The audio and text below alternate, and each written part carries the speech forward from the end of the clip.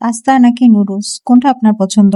তো আমার ব্যক্তিগতভাবে নুডলসটাই বেশি পছন্দ। তো হ্যালো এভরিওয়ান, আসসালামু আলাইকুম। নতুন একটা ভিডিওতে আপনাদের ওয়েলকাম করছি। আজকে আমি যে ভিডিওটা দেখেছি এটা হচ্ছে গতকালকের ভিডিও। এটাতে হচ্ছে আজকে আমি পাস্তা রান্না করব বিকালের আর কি, বিকালের নাস্তায়। তো এখানে আমি কিশোয়ানের পাস্তাটা নিয়েছিলাম, এটার প্রাইস নিয়েছিল 120 টাকা।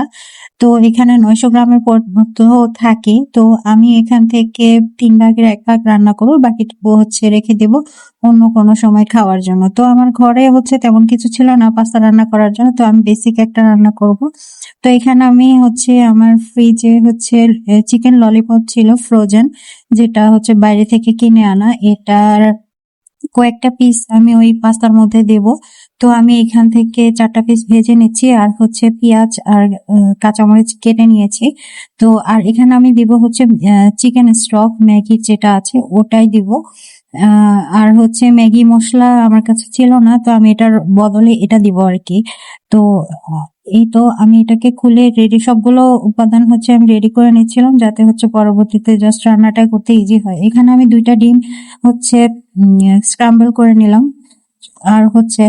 আর আপনারা পাস্তাটা কি দিয়ে খেতে পছন্দ করেন? আর গরুর মাংস দিয়ে, যেহেতু এখন হচ্ছে ফ্রিজে সবারই গরুর মাংস আছে, কোরবানির সময় যাচ্ছে, তো গরুর মাংস দিয়েও পাস্তাটা অনেক মজা হয়। তো আমি হচ্ছে এটা একটা বেসিক পাস্তা বানাবো ডিম দিয়ে, আর ওই যেটা বললাম চিকেন ললিপপের যে ইয়েটা ছিল, মেইন উপাদানগুলোর পাস্তার সাথে এগুলোই থাকবে, আর হয়তো টমেটো সস।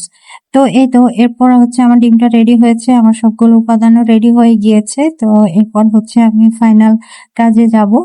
আর ওদিক দিয়ে আমি পাস্তাটাও হচ্ছে আহ, পানি ঝরিয়ে নিয়েছি আর সিদ্ধ করার পর। আর এরপরে হচ্ছে আমি এখানে প্যানে হচ্ছে তেল দিয়ে দিলাম, আর হচ্ছে পেঁয়াজ দিয়ে দিলাম, আর হচ্ছে এখানে আমি মরিচটাও দিয়ে দিব। এটাকে ভাজা হওয়া পর্যন্ত অপেক্ষা করব।